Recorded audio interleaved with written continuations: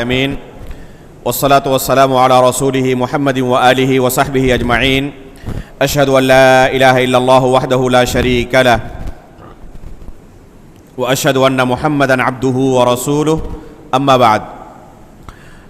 معزز حاضرین، اس دوسری نشست میں ہم انشاءاللہ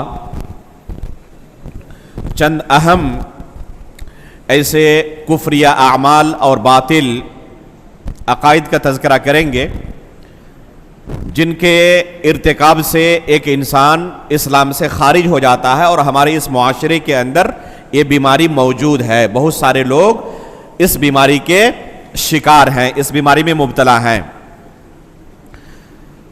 جو ہمارے پاس وقت ہے انشاءاللہ کوشش کریں گے کہ اسی وقت میں یہ بقیہ مسائل آپ کے سامنے آ جائیں۔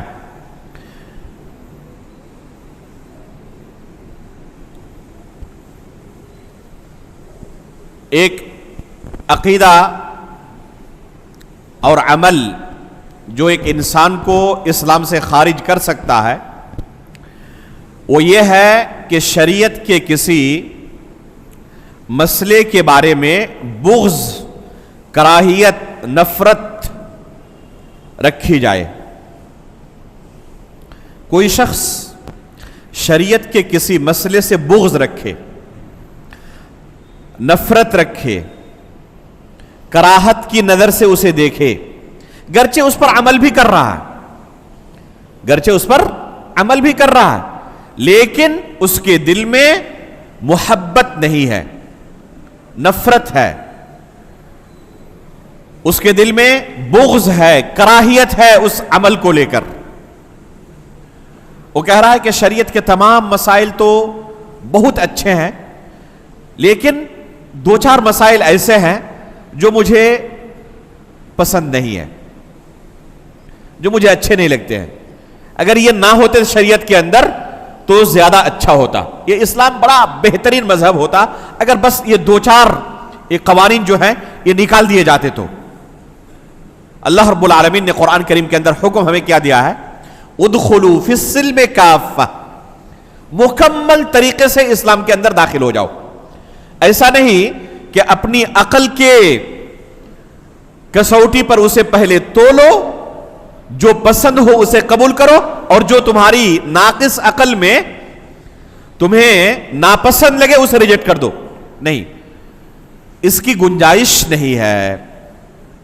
اگر کوئی شخص شریعت کے کسی بھی چھوٹے سے چھوٹے مسئلے کو بھی کراہت کی نظر سے دیکھے، اسے یقین ہو کہ یہ شریعت کا مسئلہ ہے، شریعت کا فیصلہ ہے، اسے شک نہیں ہے۔ ایک ہوتا ہے کہ کسی کو تردد ہو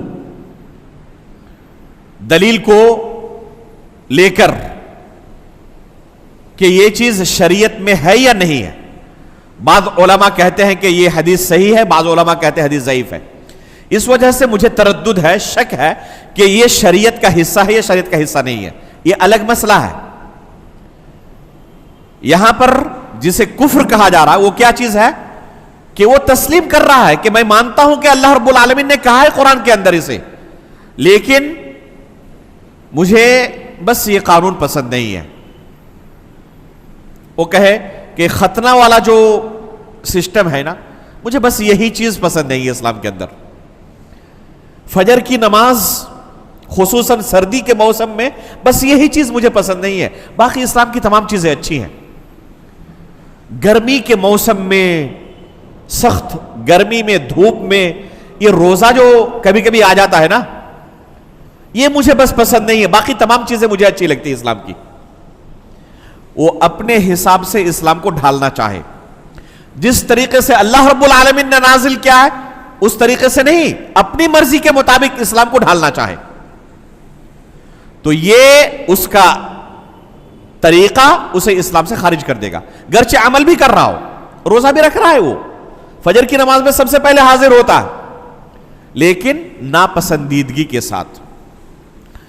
اسے پوچھا جائے کہ تمہیں پسند ہے یا نہیں ہے، کہ نہیں مجھے بالکل پسند نہیں ہے عمل، لیکن کر رہا ہے وہ۔ گرچہ عمل کر رہا ہو، اگر ناپسندیدگی کی نگاہ سے شریعت کے کسی مسئلے کو دیکھے تو اس وجہ سے وہ کیا ہو جائے گا؟ اسلام سے خارج ہو جائے گا، مسلمان باقی نہیں رہے گا۔ اور افسوس کی بات یہ ہے کہ جنہیں ہم دانشور مفکر کہتے ہیں ان کے یہاں ایسی چیزوں کی بڑی لمبی فہرست ہے، اور ہمارے نوجوان انہی کے لٹریچرز پڑھتے ہیں اور وہی فکر اخذ کرتے ہیں، اور شریعت کے ایک دو نہیں بے شمار مسائل کے اوپر نکتہ چینی کرتے ہیں۔ کبھی آپ دیکھیں گے پردے کے اوپر نکتہ چینی کرتے ہوئے، کبھی طلاق کے سسٹم پر نکتہ چینی کرتے ہوئے، کبھی تعدد ازواج پر نکتہ چینی کرتے ہوئے، کبھی سزاؤں کے بارے میں اسلام کے اندر جو سزائیں نافذ کی گئی ہیں ان کے اوپر نکتہ چینی کرتے ہوئے۔ المہم شریعت کے بے شمار ایسے قوانین ہیں، ایسے مسائل ہیں جو اس بندے کو پسند نہیں ہے، جن پر یہ نکتہ چینی کرتا ہے۔ اور نکتہ چینی صرف ایسا نہیں کہ اپنی خاص مجلس میں کسی کے سامنے کرتا ہو، باضابطہ مہم چھیڑے ہوئی ہے، لکھتا ہے باضابطہ، وہ سوشل میڈیا میں باضابطہ کتابیں لکھتا ہے، اور سوشل میڈیا میں اس کے اچھے خاصے فالورز بن چکے ہیں۔ اس وجہ سے کہتے ہیں کہ اسلام کے تمام قوانین دنیا کے اندر سب سے افضل مذہب ہے، بس یہ چند چیزیں نکال دی جائیں تو۔ زکوٰۃ کا سسٹم اسے پسند نہیں ہے، کسی کو نماز کا سسٹم پسند نہیں ہے، کسی کو روزے کا سسٹم پسند نہیں ہے، کوئی سمجھ رہا ہے کہ حج کے لیے ایک انسان جاتا ہے 20 دن 30 دن 40 دن کے لیے، دنیا سے کٹ کر، انسان کی ایک ایک منٹ قیمتی ہے، اور ایک انسان حج کے لیے جائے گا 10 دن 20 دن 30 دن کے لیے دنیا سے کٹ کر۔ ایک دو شخص کا معاملہ نہیں، لاکھوں لوگ دنیا سے کٹ کر زندگی گزاریں گے اللہ کی عبادت میں۔ نہیں، یہ اسلام مجھے پسند نہیں ہے۔ باضابطہ لوگ صراحت کرتے ہیں، یہ ڈھکی چھپی چیز نہیں ہے۔ ہمارے اس معاشرے کے اندر ابھی چند سالوں پہلے کی بات ہے، پڑوسی ملک کے ایک وزیر نے باضابطہ یہ آن دا کیمرہ بیان دیا حج کے موسم میں کہ دیکھیں آپ کتنے لوگ، لاکھوں لوگ جا کر ابھی مکہ میں دنیا سے کٹے ہوئے ہیں، کوئی انجینئر ہے، کوئی ڈاکٹر ہے، کوئی وکیل ہے، کوئی اور کسی پیشے سے جڑا ہوا ہے، اگر وہ حج میں نہ جاتے کتنا فائدہ لوگوں کو پہنچاتے۔ لیکن ایک دو شخص کی بات نہیں ہے، لاکھوں لوگ جن کے ایک ایک منٹ سے امت فائدہ اٹھا سکتی تھی، کئی مئی تک، ہفتے تک، بلکہ مہینے یا اس سے بھی زیادہ دنیا سے کٹ کر یہ زندگی گزاریں گے۔ تو یہ اتنا بڑا خسارہ ہے۔ مجھے بس یہ قانون پسند نہیں ہے۔ کیا کہا جائے گا؟ اسلام اس نکتہ چینی کی گنجائش دیتا ہے کسی کو؟ نہیں۔ اگر کسی کو اسلام من و عن اسی طرح قبول نہیں ہے جیسے اللہ نے نازل کیا ہے، اور اپنی خواہش کے مطابق اسے ڈھالے، اور اسے جو چیزیں پسند ہو قبول کرے، جو چیزیں پسند نہ ہو کہے کہ وہ چیزیں مجھے پسند نہیں ہے، میں ناپسندیدگی کی نگاہ سے ان چیزوں کو دیکھتا ہوں، تو ایسا شخص اس ناپسندیدگی کی وجہ سے، اس کراہت کی وجہ سے، اس بغض و نفرت کی وجہ سے اسلام سے خارج ہو جائے گا، مسلمان باقی نہیں رہے گا۔ کچھ دنوں پہلے کی بات ہے، ایک شخص فون پر مجھے بہت زیادہ الٹا سیدھا کہنے لگا۔ کس وجہ سے؟ کہ آپ لوگوں نے جو پردے کا سسٹم ہی کیا ہے، ہم پریشان ہو گئے اس سسٹم سے۔ میری بیٹی آپ لوگوں کے درس سنتی ہے اور پردے کا اہتمام کرنے لگی ہے، اس وجہ سے اچھے گھرانوں سے رشتے نہیں آتے۔ ہم اس کو کافی سمجھا رہے ہیں لیکن کسی صورت میں پردہ نہیں چھوڑنا چاہتی ہے۔ تو کیسا آپ لوگوں نے یہ قانون نافذ کیا ہے؟ کیسا آپ لوگوں نے یہ ان کے ذہن و دماغ میں داخل کر دیا؟ تو ہم نے کہا کہ دیکھیں بھائی، معاملہ ہمارا اپنا نہیں ہے، اللہ رب العالمین کی طرف سے یہ شریعت ہے۔ اللہ رب العالمین نے کسی کے اوپر زبردستی نہیں کیا ہے، تمہیں ماننا پڑے گا۔ آپ اگر اسلام کو فالو کرنا چاہتے ہیں تو یہ اسلام ہے، آپ کی مرضی کے مطابق اسے توڑ مڑوڑ کر تو پیش کرنے کی گنجائش نہیں ہے۔ مینوان آپ کو تسلیم ہو، آپ قبول کریں، آپ کو تسلیم نہ ہو تو کوئی آپ کے اوپر داروغہ بننا ہو نہیں ہے کہ آپ کو ماننا ہی پڑے گا۔ اگر کوئی شخص نہیں ماننا چاہتا تو اللہ رب العالمین کے پاس اس کا فیصلہ ہوگا۔ دنیا میں آپ کو کوئی زبردستی نہیں کر رہا کہ آپ کو ماننا ہی پڑے گا، لیکن آپ یہ کہیں کہ میں اسلام کو فالو کر رہا ہوں لیکن اپنی مرضی کے مطابق چیزوں کو، بس جو چیزیں مجھے پسند نہیں ہے میں اسے نہیں ماننا چاہتا، میں اسے اسلام کا حصہ نہیں مانوں گا۔ کیوں؟ کیونکہ میری مرضی کے مطابق نہیں ہے۔ تو اس کی گنجائش اسلام کسی کو نہیں دیتا۔ اس لیے اگر آپ کو اسلام پسند ہے تو اسلام کو کما حقہ آپ کو قبول کرنا پڑے گا۔ آپ یہ نہیں کہہ سکتے کہ فلاں فلاں فلاں فلاں مسئلہ مجھے پسند نہیں ہے، اس لیے میں ان چیزوں کو کیا سمجھتا ہوں، اگر نکال دیا جائے تو زیادہ بہتر ہے. تو یہ بغض، یہ نفرت، یہ کراہیت اس شخص کو دائرہ اسلام سے خارج کر دے گی، وہ شخص مسلمان باقی نہیں رہے گا. چھٹا ناقض، یعنی ایسا چھٹا عمل جو ایک انسان کو اسلام سے خارج کر دے، وہ یہ ہے کہ کوئی شخص اللہ، اس کے رسول یا شریعت کے کسی مسئلے کا مذاق اڑائے. مذاق اڑانا انتہائی گھٹیا حرکت ہے. مذاق اڑانا انتہائی گھٹیا حرکت ہے. اور جس کے پاس بھی عقل نام کی چیز ہے دنیا کے اندر، چاہے وہ کسی بھی مذہب سے جڑا ہوا ہو، وہ اپنے مذہب کے مقدسات کا مذاق اڑاتے ہوئے دیکھنا برداشت نہیں کر سکتا. کسی بھی مذہب میں آپ چلے جائیں، جن کے پاس عقل ہے اور اپنے مذہب کو وہ سمجھتا ہے کہ یہ درست ہے اور اس مذہب کے ساتھ جڑا ہوا ہے، کسی بھی مذہب کے ساتھ، اس مذہب کی مقدس چیزوں کا آپ مذاق اڑائیں، دیکھیں آپ کے خلاف کیا کرتے ہیں. وہ ہندوستان کے اندر بے شمار مذاہب پائے جاتے ہیں، اس مذہب کے اندر مقدس ہستیاں موجود ہیں، ہے یا نہیں؟ ہر مذہب کے اندر، جیسے ہمارے یہاں اللہ کے رسول ہیں، صحابہ کرام ہیں، علماء اسلام جو گزرے ہیں، ائمہ کرام گزرے ہیں، مقدس ہستیاں ہیں. دوسرے مذہب کے اندر بھی اس طرح مقدس ہستیاں ہیں.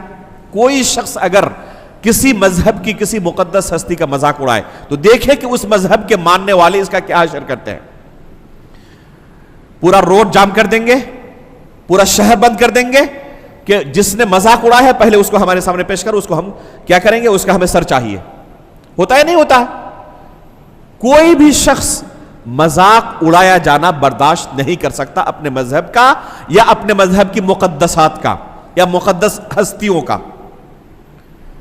تو کیا اسلام کے تعلق سے یہی عمل کوئی شخص مسلمان ہونے کے بعد کرے تو کیا اس کو اس کی گنجائش دی جا سکتی ہے کہ تم اللہ کا مذاق اڑاؤ، اس کے رسول کا مذاق اڑاؤ، شریعت کے مسائل کا مذاق اڑاؤ؟ اگر کسی کے والدین کا کوئی مذاق اڑائے برداشت کر پائے گا؟ وہ نہیں کر پائے گا. تو اگر کوئی شخص اسلام کے کسی مسئلے کا مذاق اڑائے تو یہ مذاق اڑانا اسے، یہ استہزاء اسے دائرہ اسلام سے خارج کر دے گا. اگر کسی کا مذاق اڑایا جائے تو اس سے جو تکلیف پہنچتی ہے، ابھی کسی محفل میں آپ موجود ہوں اور وہاں پر سب لوگ آپ کی کھلی اڑانے لگے، آپ کو کیسا محسوس ہوگا؟ ذرا غور کریں.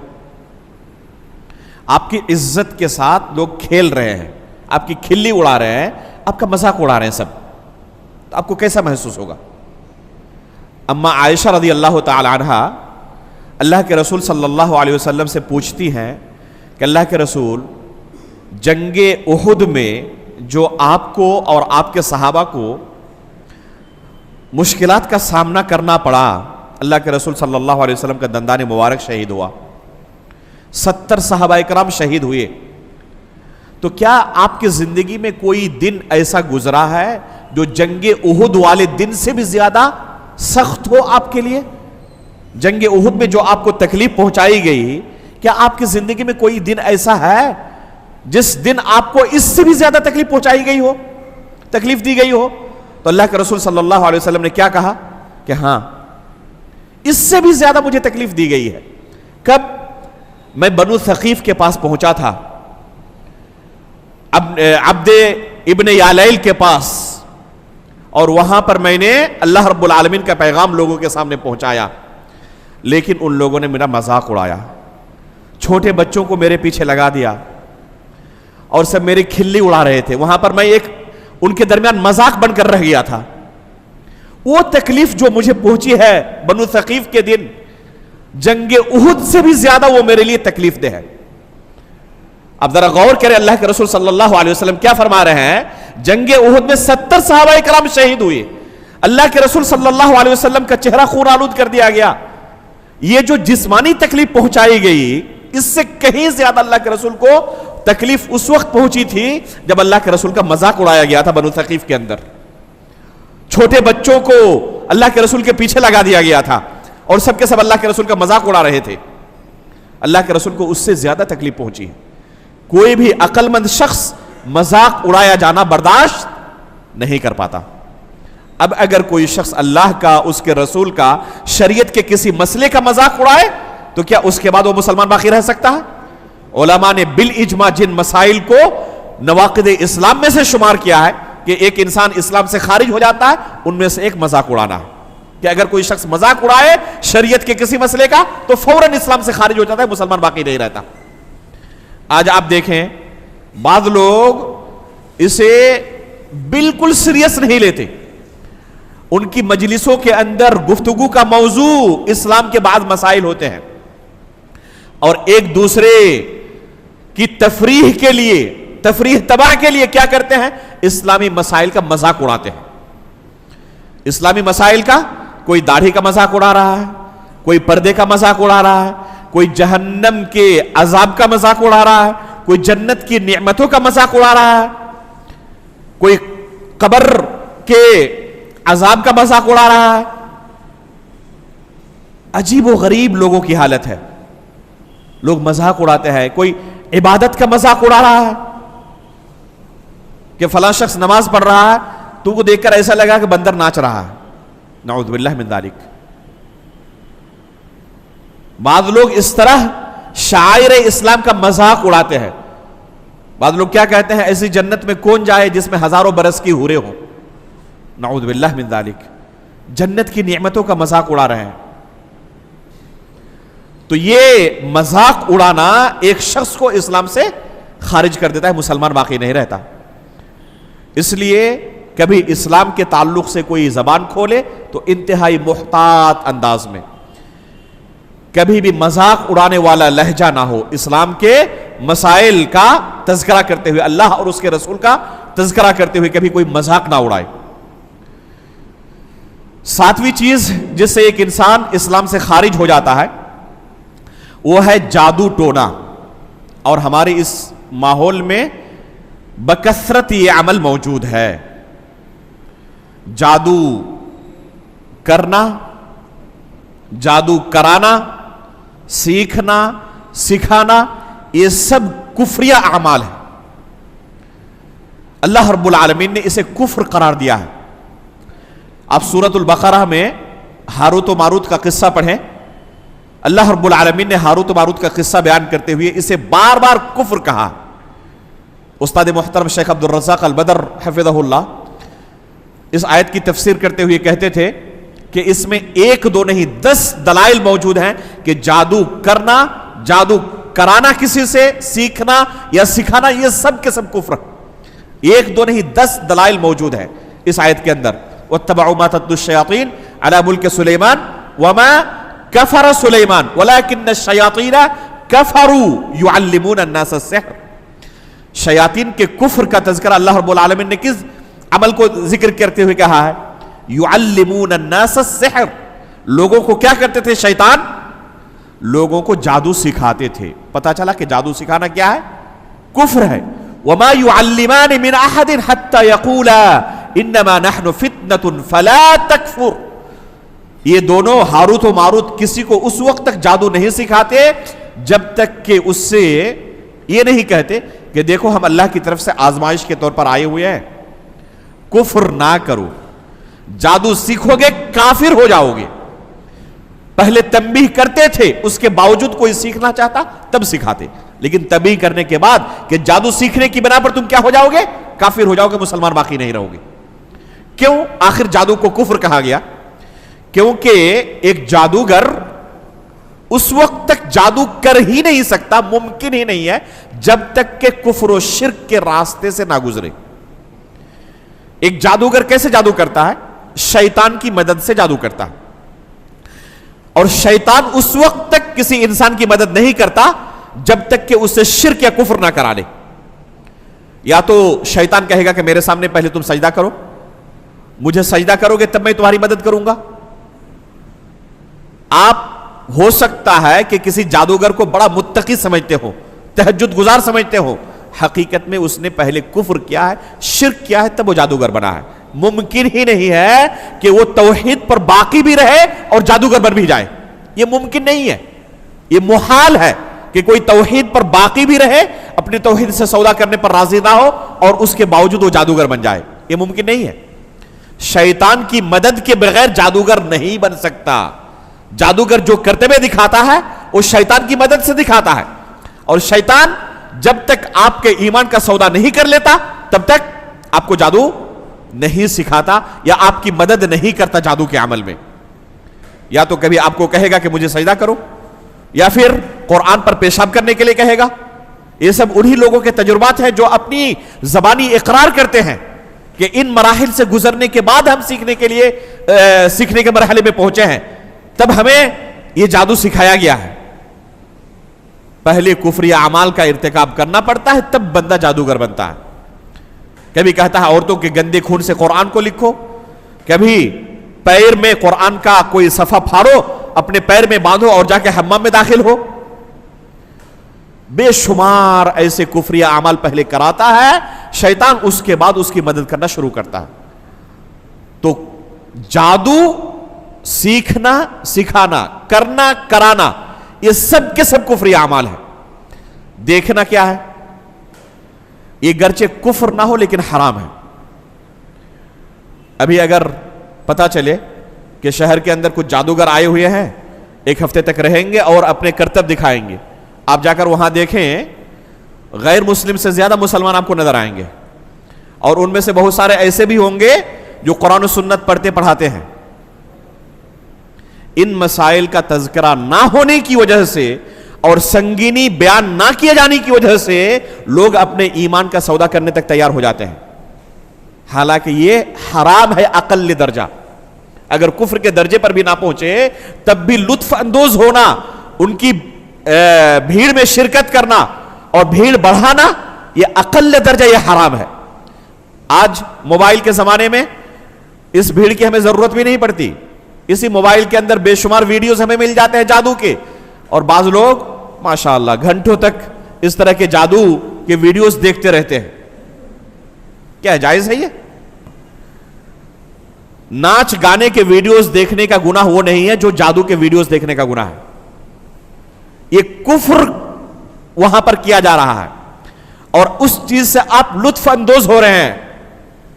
یہ حرام ہے اقل درجہ, اگر کفر کے درجے پر بھی نہ پہنچے تو.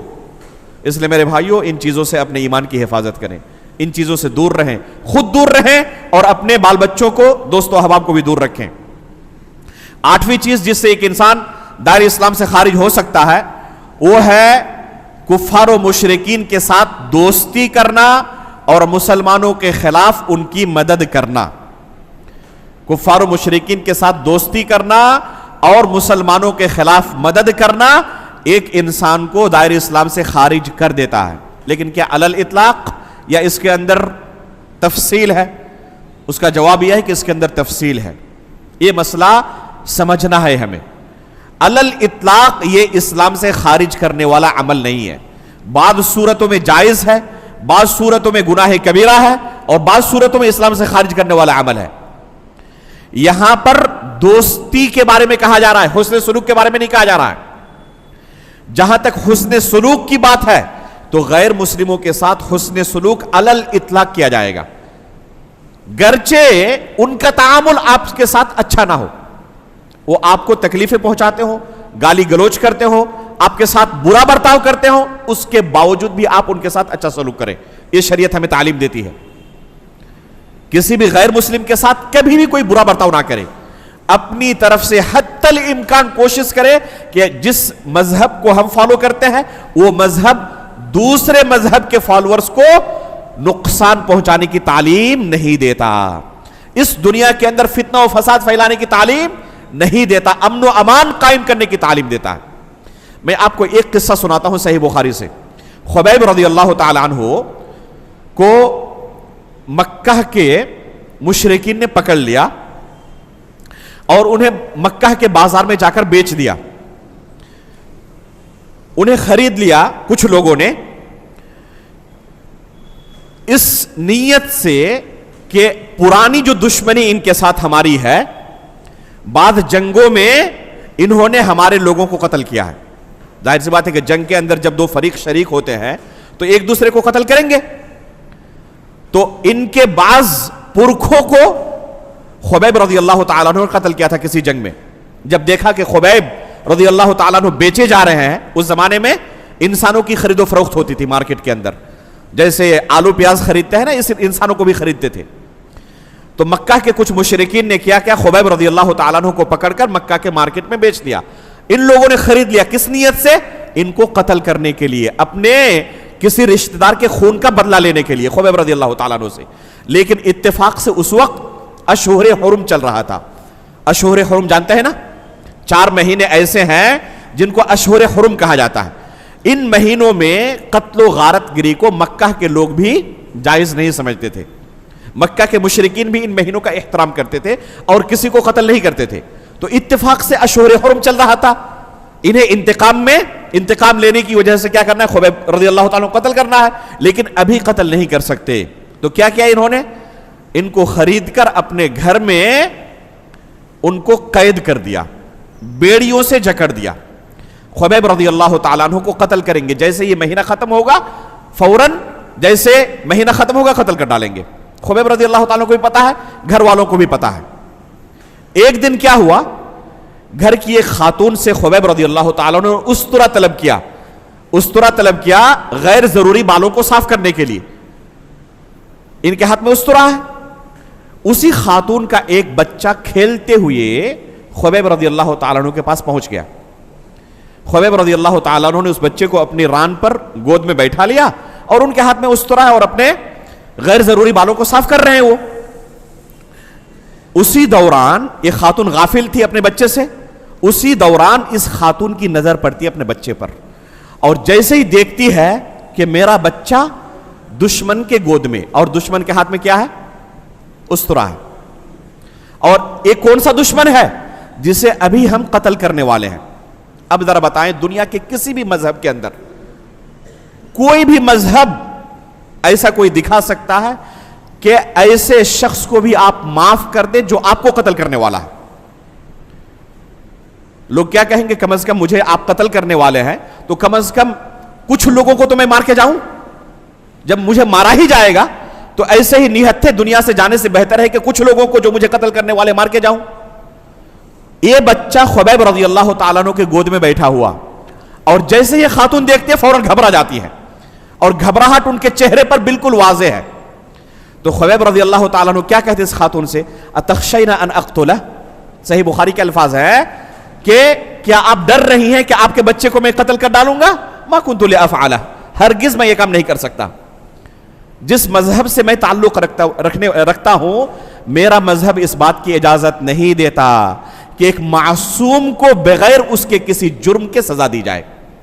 اس بچے کو دے دیا واپس.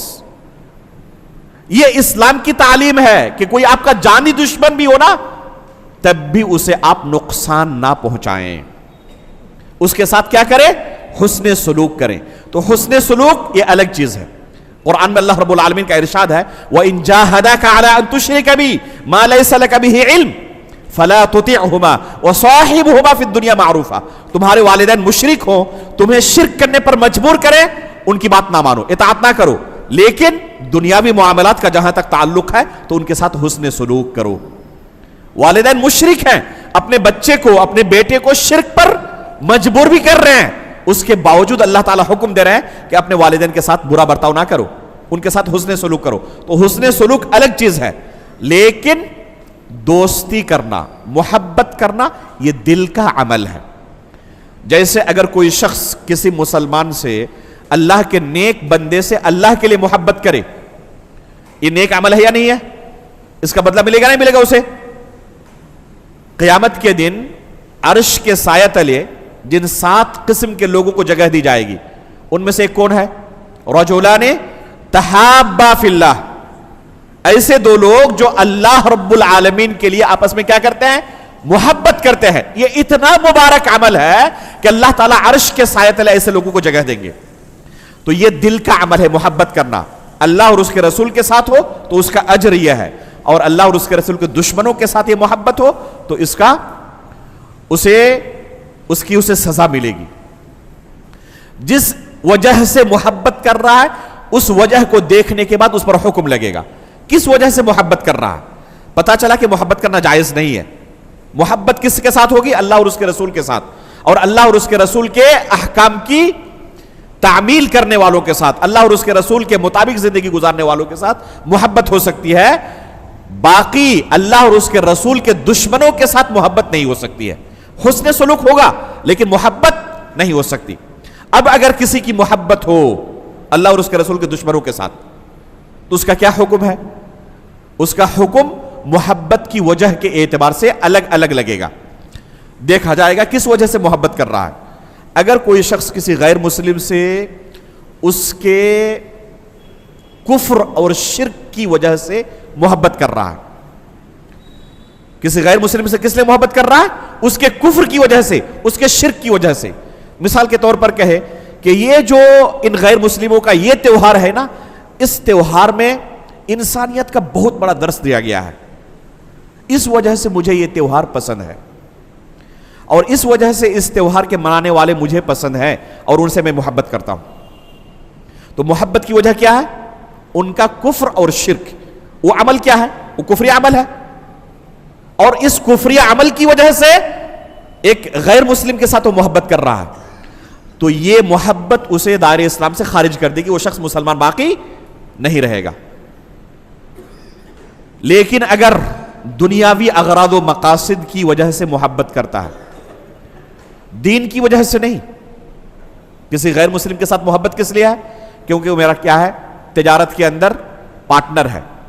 اب اس کے ساتھ حسن سلوک کریں, اسلام نے حکم دیا ہے. کبھی بھی اس کے ساتھ خیانت نہ کریں, ڈیوٹی کے اندر گھوٹالہ نہ کریں, آپ کبھی بھی اس کا اعتماد, اس کے اعتماد کو کبھی ٹھیس نہ پہنچائیں. یہ حکم دیا شریعت نے. لیکن دوستی کرنا یہ دل کا عمل ہے. آپ اگر دوستی نہ کرتے تب بھی اس کو کوئی اعتراض نہیں تھا, لیکن آپ تجارت کی وجہ سے اس کے ساتھ دوستی کرنا شروع کر دی, تو یہ دوستی جو دل کا عمل ہے اس وجہ سے آپ کا مواخذہ ہوگا. یہ جائز نہیں ہے, یہ حرام ہے. اور تیسری صورت ہے دوستی کی یا محبت کی کہ جس پر انسان کا کنٹرول نہ ہو. جیسے کسی کے والدین غیر مسلم ہو اور اس نے اسلام قبول کیا ہے, تو والدین کے ساتھ جو فطری محبت ہوتی ہے کیا اسے دل سے نکال سکتا ہے؟ وہ ممکن ہے؟ والدین کے ساتھ جو فطری محبت ہوتی ہے اسے دل سے نہیں نکال پائے گا. وہ یہ فطری محبت ہے, کسبی محبت نہیں ہے, اس پر انسان کا کنٹرول نہیں ہے, تو اس کا مواخذہ نہیں ہوگا, یہ معفو عنہ ہے. بس یہ صورت ہے جس پر اس کا مواخذہ نہیں ہوگا, معفو عنہ ہے محبت کی. جہاں تک مدد کرنے کی بات ہے مسلمانوں کے خلاف غیر مسلموں کی, تو اس کی بھی 3 صورتیں ہیں. مسلمانوں کے خلاف غیر مسلموں کی مدد کر رہا ہے غیر مسلموں کے دین کی وجہ سے. وہ چاہتا ہے کہ غیر مسلموں کا دین مسلمانوں کے دین پر غالب آ جائے, اور غیر مسلم مسلمانوں پر غالب آ جائے. مسلمان اور غیر مسلموں کے درمیان جنگ جاری ہے, اور ایک بندہ غیر مسلموں کی مدد کر رہا ہے اور چاہتا ہے کہ غیر مسلموں کا دین کیا ہو؟ اسلام پر غالب آ جائے, غیر مسلم مسلمانوں پر غالب آ جائے.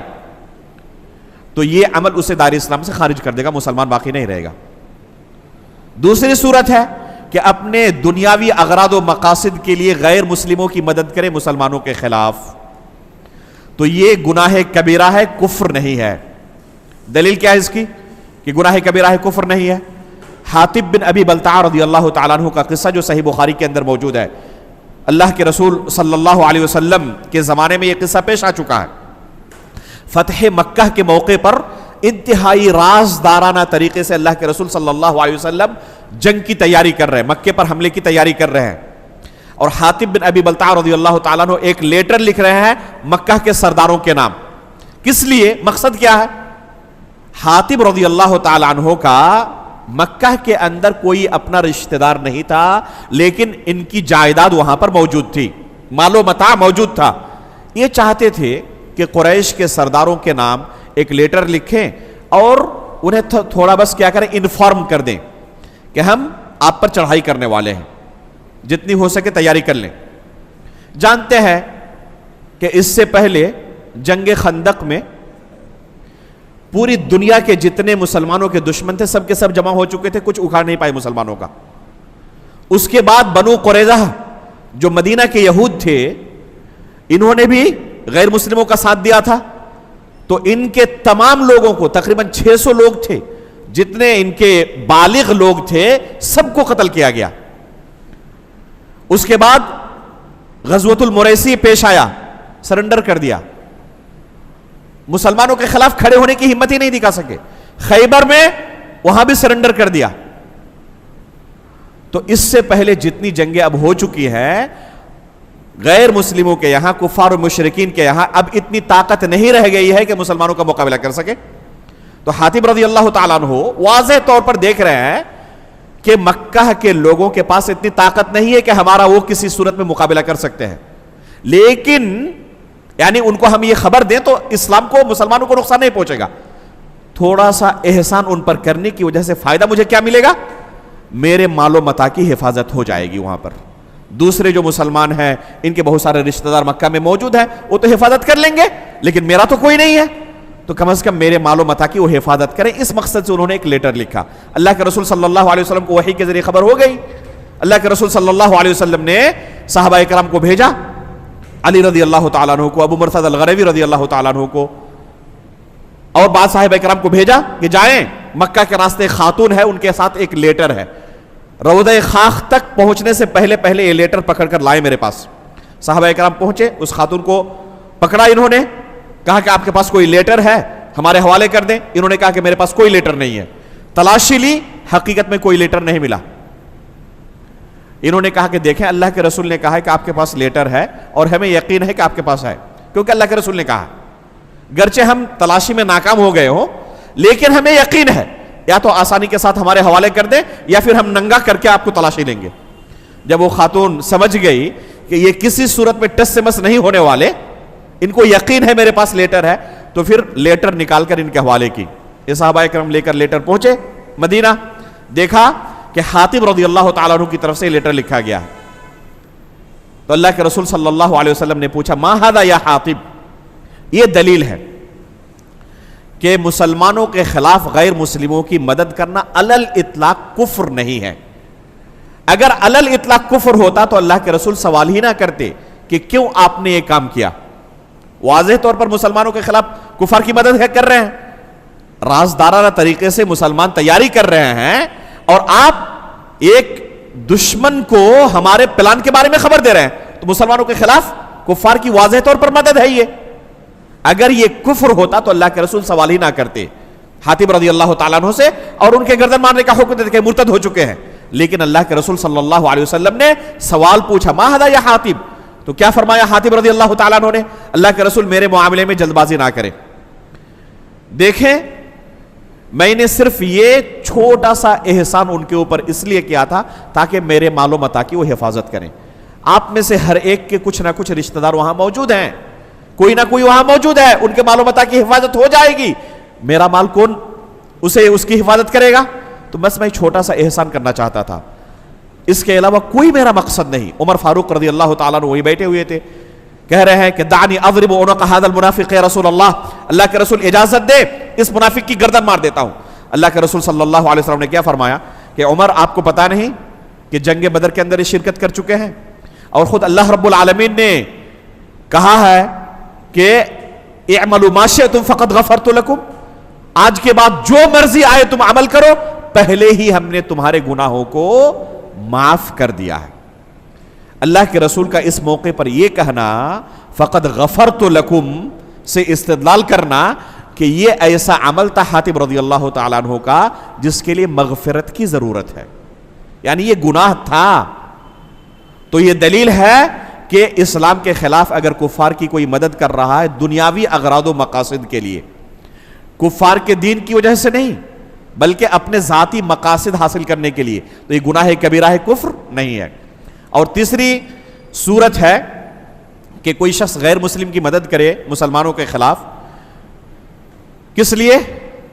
انسانیت کی مصلحت کے لیے، تو یہ جائز ہے، یہ حرام نہیں ہے۔ مثال کے طور پر کوئی شخص مسلمان ہے اور فساد مچائے ہوئے ہے، دہشت گردی پھیلائے ہوئے ہے، تو اس دہشت گرد کو پکڑنے کے لیے غیر مسلم کی اگر مسلمان مدد کرتے ہوں تاکہ معاشرے کے اندر امن و امان قائم ہو، تو یہ بالکل جائز ہے، اس میں کوئی حرج نہیں ہے۔ یہ نہیں کہا جائے گا کہ آپ نے ایک مسلمان کے خلاف غیر مسلم کی مدد کی ہے تو کفر ہے، نہیں، یہ کفر نہیں ہے، حرام بھی نہیں ہے، بلکہ جائز ہے، بلکہ مطلوب ہے یہاں پر کہ اس کے اس فتنے سے سماج اور معاشرے کو آپ پاک کریں۔ تو یہ تفصیل ہے مسلمانوں کے خلاف غیر مسلموں کی مدد کی۔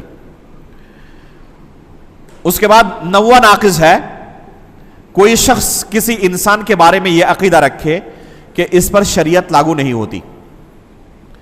صوفیوں کے یہاں عام طور پر یہ چیز آپ کو مل جائے گی، ان کے جو اولیاء ہوتے ہیں ان کے نزدیک انبیاء سے بھی اعلیٰ درجے کے ہوتے ہیں۔ شیخ ابو رضوان محمدی حفظہ اللہ، آپ کی جمعیت کے امیر، ان کا غالباً اسی مالیگاؤں میں ہی ایک خطبہ جمعہ ہے، یوٹیوب پر وہ تقریر سن لیں آپ، تصوف کی حقیقت، 1 گھنٹے کی تقریباً تقریر ہے وہ، اسے ایک بار سن لیں آپ کہ تصوف کتنی خطرناک بیماری ہے۔ یہ صوفیہ کیا کہتے ہیں اپنے اولیاء کے بارے میں کہ ہمارے اولیاء جس دریا میں گوتا لگا رہے ہوتے ہیں، انبیاء کرام اس کے ساحل تک ہی رہ جاتے ہیں، کھڑے رہ جاتے ہیں۔ یہ ہے ان کے اولیاء کا مقام انبیاء کے بالمقابل، انبیاء سے بھی اعلیٰ درجے کے سمجھتے ہیں، نعوذ باللہ من ذالک۔ اور ان کے اولیاء کون ہوتے ہیں؟ آپ کو 1 نمبر کے نشیڑی لفنگ قسم کے ملیں گے، نشے میں دھت پڑے ہوئے، نماز روزے سے کوئی واسطہ نہیں، دین اسلام سے کوئی واسطہ نہیں، اور ان کے نزدیک بہت بڑے پیر ہیں۔ آپ اگر پوچھیں گے کہ یہ اگر اتنے بڑے پیر ہیں تو نماز روزہ کیوں نہیں کرتے، تو قرآن سے دلیل پیش کریں گے، وَاعْبُدْ رَبَّكَ حَتَّى يَأْتِيَكَ الْيَقِينُ۔ اللہ تعالیٰ نے کہا ہے کہ عبادت کب تک کرو جب تک تمہیں یقین نہ آ جائے۔ ہمارے یہ ولی جو ہے نا یقین کے مرحلے تک پہنچ چکے ہیں، اب انہیں عبادت کی ضرورت نہیں ہے، نعوذ باللہ من ذالک۔ اللہ کے رسول اور صحابہ کرام اس مرحلے تک نہیں پہنچ سکے کہ عبادت ساقط ہو جائے۔ آخری سانس تک اللہ کے رسول نماز کی فکر کر رہے ہیں اور بار بار وصیت کر رہے ہیں، الصلاۃ وما ملکت ایمانکم۔ اللہ کے رسول جس درجے تک نہیں پہنچ سکے، ان کے اولیاء اس درجے تک پہنچ گئے۔ اگر کوئی شخص اپنے کسی ولی کے بارے میں، پیر کے بارے میں، خواجہ غریب نواز کے بارے میں یہ عقیدہ رکھے کہ ان پر اللہ کے رسول کی شریعت لاگو نہیں ہوتی، یہ شریعت سے اوپر کی چیز ہے، تو ایسا عقیدہ رکھنے والا کافر ہو جائے گا، مسلمان باقی نہیں رہے گا، کیونکہ اللہ کے رسول تمام لوگوں کے لیے رسول بنا کر بھیجے گئے تھے، اور یہ اپنے اولیاء کو شریعت سے مستثنی سمجھتا ہے، تو ایسا عقیدہ رکھنے والا کیا ہو جائے گا؟ کافر ہو جائے گا، مسلمان باقی نہیں رہے گا۔ 10واں ناقض ہے کہ کوئی شخص دین اسلام سے اعراض کرے۔ اعراض کرنے کا معنی اگنور کرنا۔ آپ راستے سے جا رہے ہیں اپنے کسی خاص کام کے لیے، بہت ضروری کام ہے، اور 2 لوگ آپس میں لڑنے لگے، تو آپ کیا کرتے ہیں؟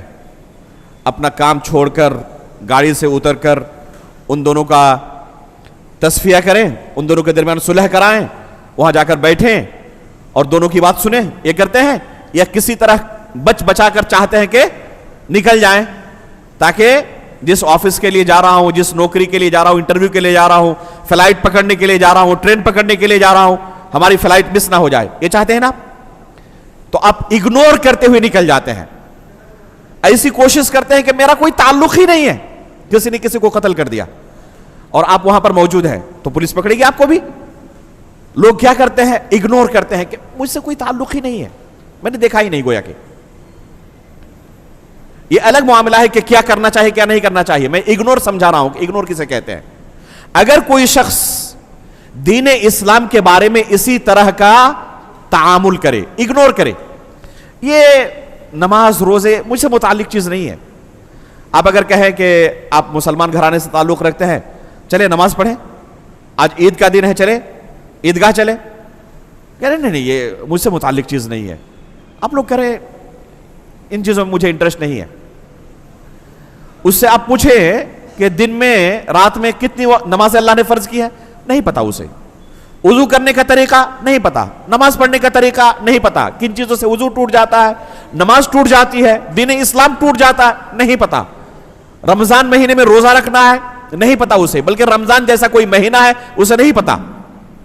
حج کس مہینے میں کیا جاتا ہے نہیں پتا، آپ اسے کہیں چلیں آپ کو ہم سکھاتے ہیں آج کیسے وضو کیا جاتا ہے، کہہ رہے ہیں دیکھیں یہ مجھ سے ریلیٹڈ چیز نہیں ہے، آپ لوگ کہہ رہے ہیں ان فالتو کاموں کے لیے میرے پاس وقت نہیں ہے، تو ایسا شخص دین اسلام سے خارج ہو جائے گا، مسلمان باقی نہیں رہے گا، گرچہ اس کا نام زید، خالد، محمد، ابو بکر وغیرہ ہو۔ اگر اگنور کرتا ہے، اعراض کرتا ہے، نہ سیکھتا ہے نہ عمل کرتا ہے، تو ایسا شخص مسلمانوں جیسا نام رکھنے کے باوجود بھی، مسلم گھرانے میں پیدا ہونے کے باوجود بھی مسلمان باقی نہیں رہے گا، کافر ہو جائے گا۔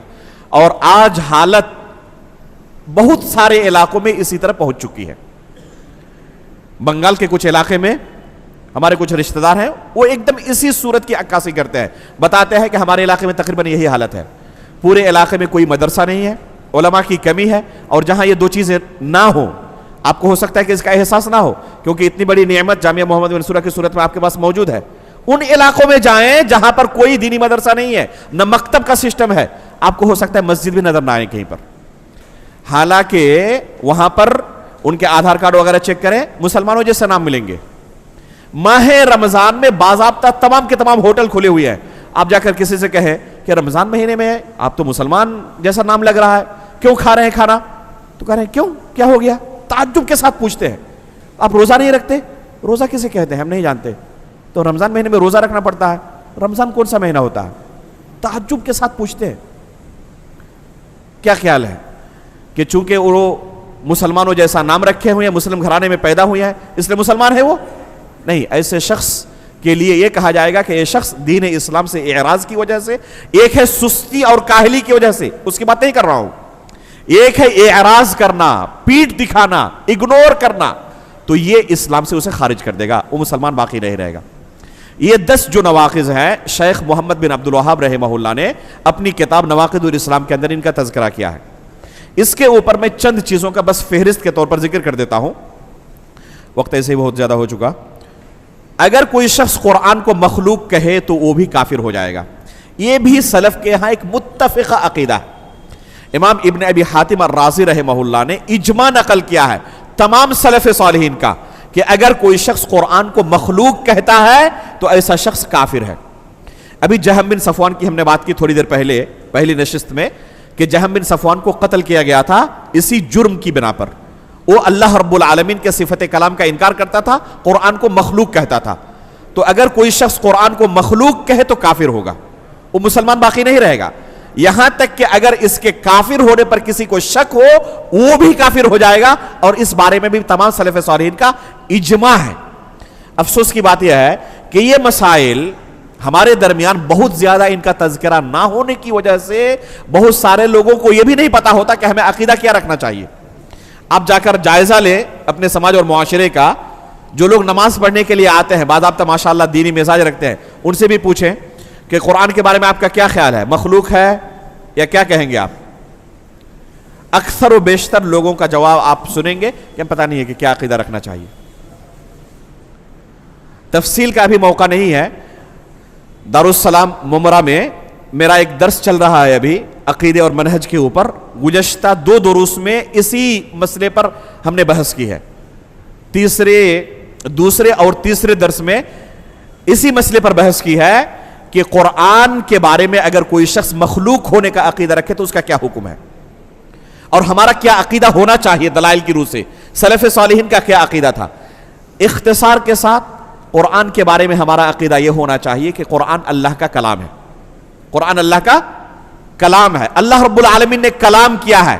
کلام کرنا کس کو کہتے ہیں؟ بات چیت کرنا، جسے ہم کہتے ہیں اردو میں۔ اللہ تعالیٰ نے کلام کیا ہے، اور کلام کے اندر 2 بنیادی صفت پائی جانی چاہیے، ایک ہے حرف، ایک ہے صوت، حروف ہو، لیٹرز ہو۔ اگر لیٹرز نہیں ہے تو کلام نہیں ہے۔ موبائل کے اندر گھنٹی بجتی ہے، آپ دروازہ تیز لگائیں آواز آتی ہے تو آپ اسے آواز کہتے ہیں، کلام نہیں کہتے۔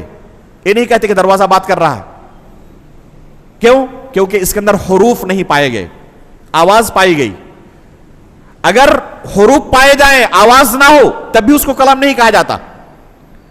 مثال کے طور پر کوئی کچھ لکھ کر آپ کو دے, حروف تو موجود ہیں لیکن آواز نہیں ہے, اس کو کلام نہیں کہتے. کلام کس کو کہتے ہیں؟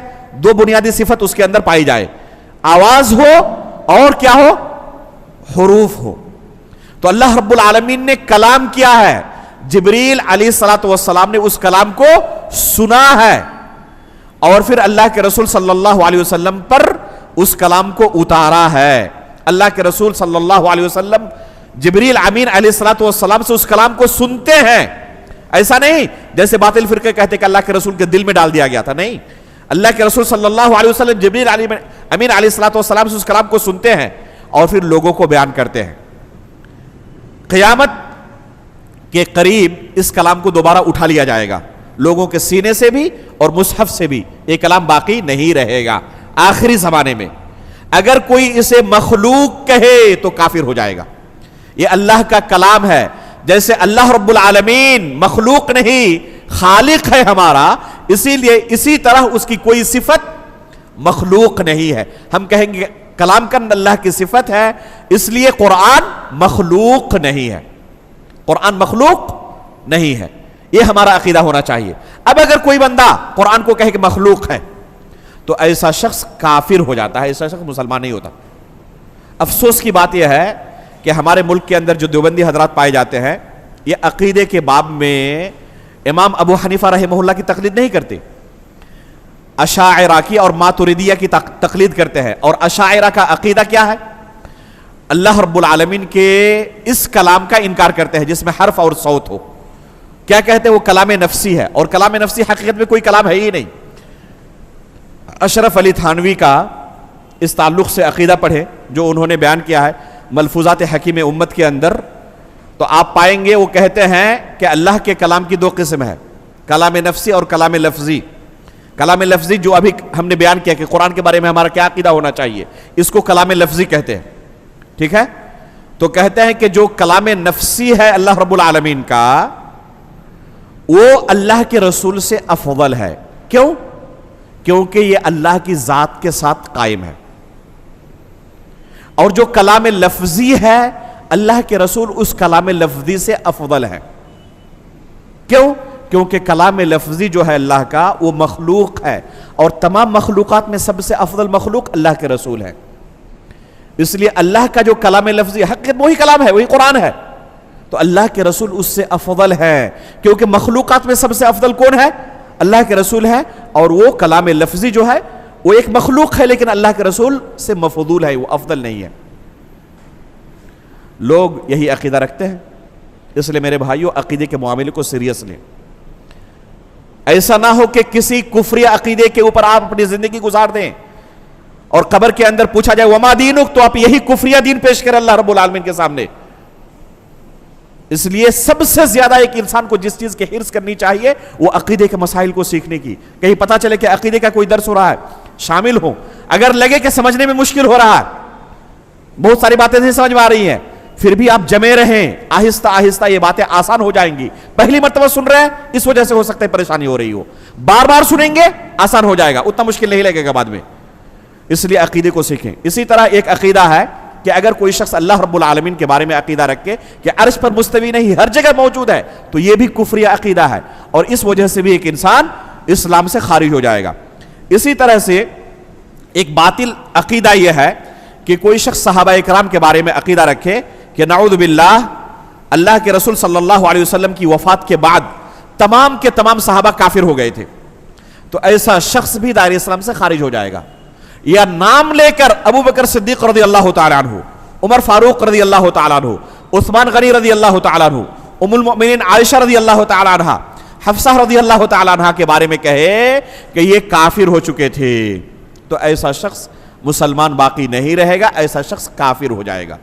روافظ کھلم کھلا اس کفری عقیدے کا اعلان کرتے ہیں, اور جماعت اسلامی والے ان کے ساتھ دوستی کے لیے مرے جا رہے ہوتے ہیں.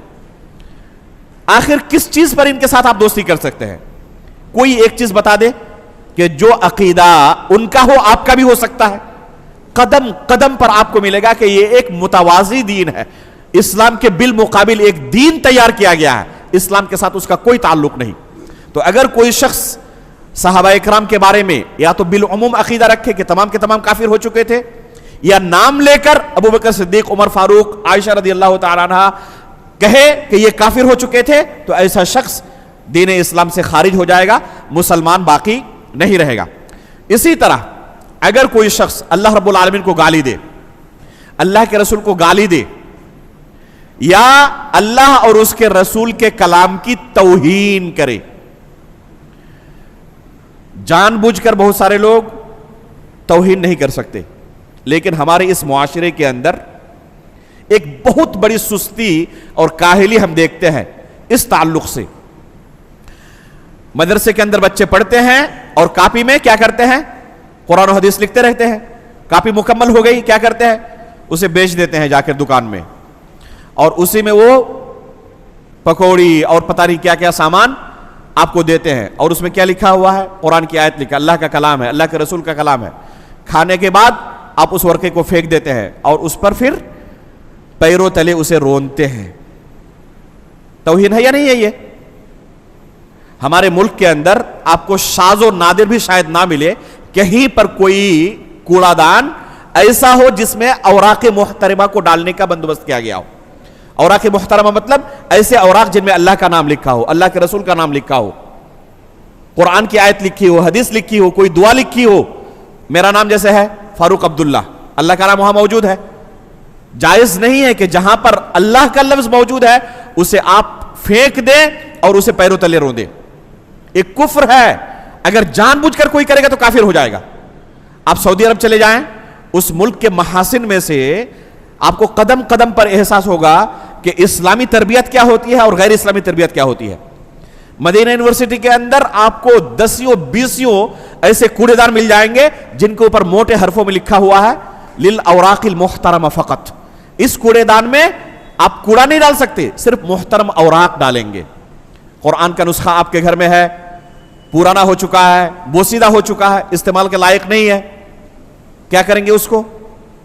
اگر اس طرح کا بندوبست ہو تو کتنا اچھا ہوگا کہ محترم اوراق کے اس میں ہم جا کر اسے ڈالیں اور پھر اس کا کیا کیا جائے؟ یا تو اسے جلا دیا جائے یا اسے دفن کر دیا جائے۔ دونوں طریقہ جائز ہے، یا تو اسے جلا دیا جائے جیسے عثمان غنی رضی اللہ تعالیٰ عنہ کے زمانے میں ہوا تھا، یا پھر اسے دفن کر دیا جائے، اور اس بارے میں بھی علماء اکرام کے فتاوے موجود ہیں۔ لیکن توہین جائز نہیں ہے، اور افسوس کی بات ہے کہ بہت زیادہ یہ توہین ہمارے یہاں ہوتی ہے، یہاں تک کہ افسوس اللہ کبھی دل پھٹ جاتا ہے دیکھ کر۔ بعض طلبہ امتحان ہال میں جا کے چوری کرتے ہیں، اور کیا کرتے ہیں؟ چوری کرنے کے لیے جھوٹا بہانہ بنا کر حمام جاتے ہیں، اور وہاں پر جا کے وہ چٹ نکالتے ہیں جس میں قرآن کی آیت لکھی ہے، حدیث لکھی ہوئی ہے۔ اب واپس آئیں گے امتحان ہال میں تو پکڑے جائیں گے، تو اس چٹ کو وہیں حمام میں پھینک کر آ جاتے ہیں جس میں قرآن کی آیت لکھی ہوئی ہے، اللہ کا نام لکھا ہے، رسول کا نام لکھا ہوا۔ ذرا بتائیں کہ یہ کفر نہیں ہے؟ اللہ کے کلام کی توہین ہے یا نہیں ہے؟ اللہ کے رسول کی کلام کی توہین ہے یا نہیں ہے؟ اور یہ توہین کفر ہے۔ میں اپنا ایک واقعہ بیان کروں۔ مدینہ یونیورسٹی کے اندر شیخ ہم لوگ ایک ساتھ میں ایک زمانے میں تھے اور ایک ہی بلڈنگ میں ہم رہتے تھے، تو شیخ میں نے اپنی آنکھوں سے دیکھا ایک واقعہ۔ جو ہماری بلڈنگ میں مشرف تھے نا، ایک لڑکا مشرف کے پاس شکایت لے کر آیا ہے، اور میں وہیں بیٹھا ہوا ہوں، اپنی کسی کام کے لیے گیا تھا۔ شکایت کیا لے کر آیا ہے؟ کہہ رہا ہے کہ ایک لڑکا ہے، اس کی طرف اشارہ کرتے ہوئے کہا کہ مجھے شک ہے یہ مسلمان نہیں ہے، یہ کوئی غیر مسلموں کا ایجنٹ ہے جو چپکے سے ہمارے یونیورسٹی میں داخلہ لیا ہے، کوئی ایجنٹ ہے یہ۔ میرے سامنے وہ کہہ رہا ہے ایک لڑکے کے بارے میں، تو یہ مشرک کا جو چہرہ دم یہ ہو گیا، پیلا پڑ گیا کہ ایسا کوئی دشمن ہمارے یہاں موجود ہے جو ایجنٹ بن کر کام کر رہا ہے۔ پوچھا کہ کس وجہ سے تم کہہ رہے ہو، تمہارے پاس کیا دلیل ہے؟ کہا کہ پختہ دلیل ہے میرے پاس۔ جو اس نے دلیل بیان کی میں دنگ رہ گیا واللہ، کہ دیکھیں ذہن سازی کس طرح ان کی گئی ہے اور ہم کس غفلت کی زندگی گزار رہے ہیں۔ اس نے کیا دلیل بیان کی؟ کہا کہ میں نے اپنی آنکھوں سے دیکھا ایک ورقہ اس نے کوڑے دان میں ڈالا، اور جیسے گیا میں نے اس ورقے کو اٹھایا، اس میں قرآن کی آیت لکھی ہوئی تھی، حدیث لکھی ہوئی تھی۔ مسلمان ہو ہی نہیں سکتا کہ یہ کام کرے گا، یقیناً یہ کافر ہے جو ایجنٹ ہے کفار کا اور یہاں پر آیا ہوا ہے۔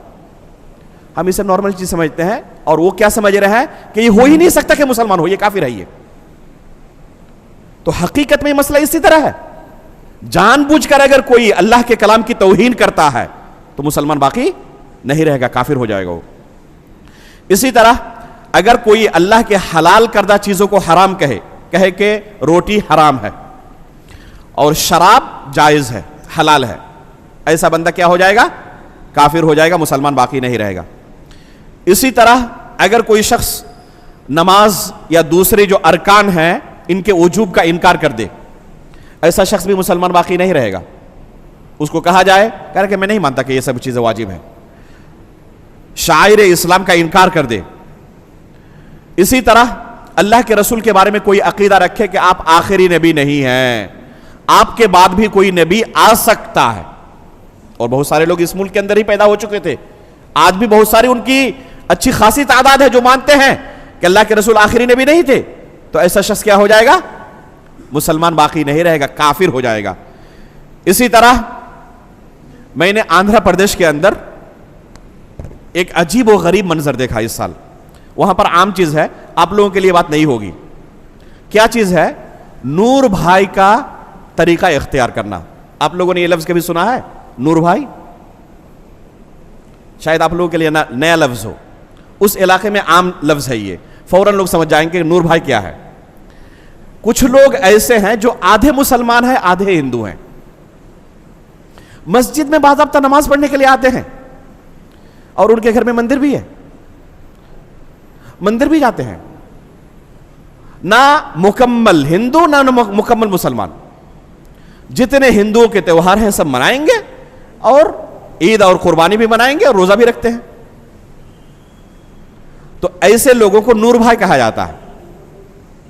بہت سارے لوگ نور بھائی سے جو تعلق رکھتے ہیں اس کمیونٹی سے، بہت سارے لوگ جانتے ہی نہیں کہ یہ چیز ہمیں دائرہ اسلام سے نکال دے گی، ہم مسلمان نہیں رہیں گے۔ ان کو آپ جا کر پوچھیں کہ آپ کیا ہیں، مسلمان ہیں یا غیر مسلم ہیں، تو اپنے آپ کو مسلمان کہیں گے، وہ اپنے آپ کو مسلمان کہیں گے وہ، لیکن ساتھ میں وہ اسی طریقے پر اپنی زندگی گزار رہے ہیں۔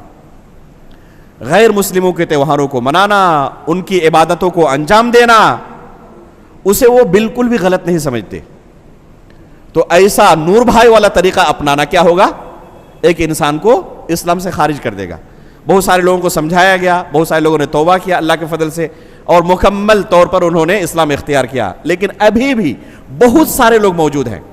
جہاں پر میری رہائش تھی اسی میں جو ہمارے پڑوسی، تو ایک ہفتے تک میں ان کو غیر مسلم سمجھتا رہا، ان کے جو اعمال تھے یہ دیکھ کر میں غیر مسلم سمجھتا رہا، اچھا ان کے ساتھ تعامل رہا ہمارا۔ ایک ہفتے بعد پتا چلا کہ یہ بندہ مسلمان ہے لیکن نور بھائی ہے، وہ روزہ بھی رکھ رہا ہے، لیکن ان کے جتنے اعمال تھے بظاہر سب کے سب غیر مسلموں کے اعمال تھے۔ جا کر مندروں میں پھول چڑھانا اور یہ سب کرنا، وہاں پر جا کر پھول بیچنا، سب کچھ کر رہے تھے، اور ساتھ میں دعویٰ، ان کو آپ پوچھیں گے کہ آپ کیا ہے، میں مسلمان ہوں۔ تو یہ نور بھائی والا عقیدہ یا عمل اگر کوئی شخص اختیار کرے تو کیا ہوگا؟ دائرہ اسلام سے خارج ہو جائے گا۔ یہ چند اعمال تھے جنہیں ہم نے اختصار کے ساتھ بیان کیا۔ اللہ رب العالمین سے ہم دعا کرتے ہیں کہ اللہ رب العالمین ہر طریقے کے، ہر طرح کے کفریہ اعمال اور کفریہ عقائد سے ہمیں بچائے۔ اللہ رب العالمین وہ اسلام ہمیں اختیار کرنے کی توفیق عطا فرمائے جو اسلام اللہ رب العالمین نے نازل کیا ہے، اللہ کے رسول نے اپنے صحابہ کو سکھلایا تھا۔ دوسرے لفظوں میں جو منہج سلف ہے، منہج سلف کا معنی کیا ہے؟ وہ اسلام جو اللہ کے رسول نے اپنے صحابہ کو سکھلایا تھا۔ اللہ رب العالمین اسی اسلام پر آخری سانس تک ہمیں قائم و دائم رکھے، ہر طریقے کے گناہوں سے اللہ رب العالمین دور رہنے کی ہمیں توفیق عطا فرمائے، خصوصاً وہ گناہ جو ایک انسان کو اسلام سے خارج کر دیتے ہیں۔ اللہ رب العالمین ان تمام گناہوں سے ہمیں دور رہنے کی توفیق عطا فرمائے، اسلام پر آخری سانس تک قائم و دائم رہنے کی توفیق عطا فرمائے، ایمان کی حالت پر ہماری وفات ہو، نبیین، صدیقین، شہداء و صالحین کے ساتھ ہمارا حشر ہو، آمین تقبل یا رب العالمین، وصلی اللہ علی نبینا محمد، سبحانک اللہم و بحمدک، اشہد ان لا الہ الا انت، استغفرک و اتوب الیک۔